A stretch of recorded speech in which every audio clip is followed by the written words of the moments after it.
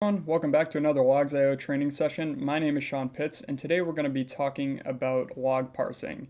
In the first session, if you watch that video, you'll see that we covered grok and how we can take unstructured log data and make it into something useful that we can visualize, filter for, and query for.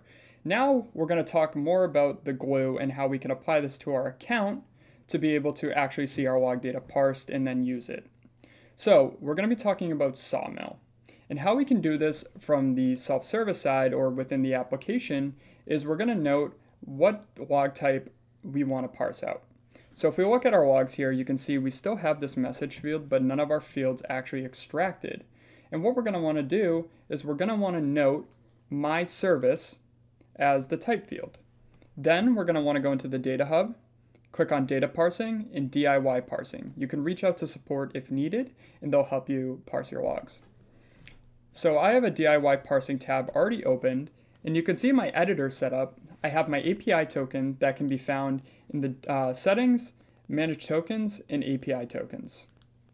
The next is my region, which can be found if you hover over this from settings general within your Logs.io account.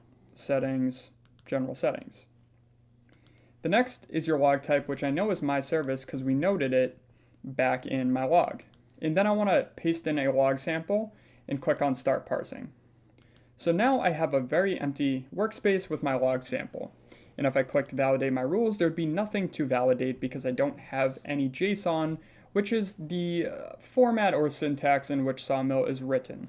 Now, if you are curious about all the Sawmill processors that we have exposed to us on Logs.io, you can click on Sawmill processors and you'll see that we have many, such as JSON processing, removing fields, removing tags, adding fields, GeoIP processing to get more granular data, such as regions and so forth. You can change dates and so on. So what I'm going to do here is I'm going to build off the example we talked about in session 1, where we grokked out the timestamp, the IP, the log level, the status code, the path, and even the JSON. So you can see here that we have JSON in this log, but maybe we don't want to grok each individual aspect of it because then you're getting into special characters, the regex gets more convoluted and complicated, and it might not scale because this JSON might grow and you don't want to have to deal with it. So I have my grok pattern here that I created, and if you're curious about how that's written, go to part 1 of the session. And then in my parsing editor, I'm going to start creating my Sawmill pipeline. Now, Sawmill, like I said, is very similar to JSON syntax. So you can see that we're defining an open object with the curly braces. Then we're defining a step. So steps is an array of objects. So view it as like step 1, do this, step 2, do this, almost like you're writing a recipe, right? So in the first step, what I want to do is I want to grok out my message field or my log message, which I know is found because of the fact that it's in the message.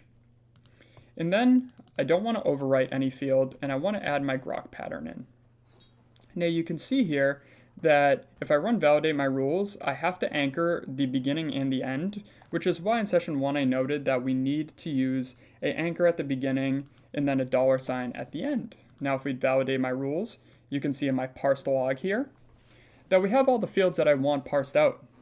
But if we see this JSON field, you'll notice that it's still in minified JSON, and that's not what we want. We want this data parsed out, so I have metadata.bytes, .requesttime, .user, and so forth, right? So what I can do here is under the config object, I can add a comma, and then I'm going to run on success, and it'll automatically fill this in for you, which is going to define a new array of steps under the grok pattern. So it's saying if this succeeds, meaning the grok pattern doesn't fail, then we're going to run a JSON processor. And we're going to parse out the JSON field. We could define a target field, but I don't want to because I know it's going to be nested under metadata.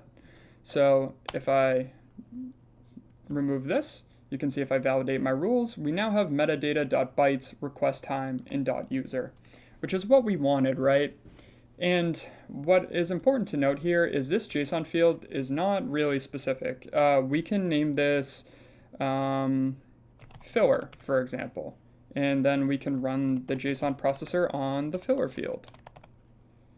and then we can validate our rules, and now this field changes to filler, but our metadata is still parsed out because we're parsing that field. Now, what's important to note is sometimes you want to clean up your work after you're using it, right? So we know that we parsed out the data that's relevant in this filler field, but we want to get rid of it because we don't want it to take up log size, and we don't want it, it's essentially just CRUD data, right? So what we can do here is on success of the JSON processor, let's remove that field, filler. Now if we validate our rules, you can see that field is removed, but we still have the data we want, which is great because now it's not going to eat up log size and we don't have to worry about that allocation and the fact that it might take up space on logs.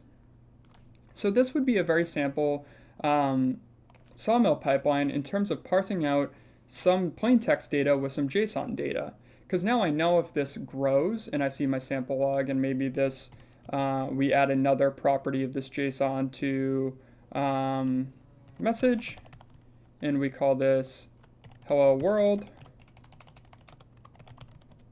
and I validate my rule. We know that my parsed log is going to scale because of the JSON processor.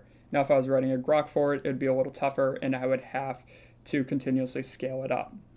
So now I can submit this for review, enter in my email, sean.pitts@logs.io, and then just add something like, please let me know when this is added to my account. So what's going to happen here is this is going to be sent to the logs.io support team. They're going to validate it, make sure everything's working, and that it doesn't conflict with anything else on your account in terms of parsing. They'll apply it and let you know, and everything will be good, and you'll be able to see this in your account. If you have any questions, obviously reach out to support, and I will see you in the next session. Have a great day, everyone.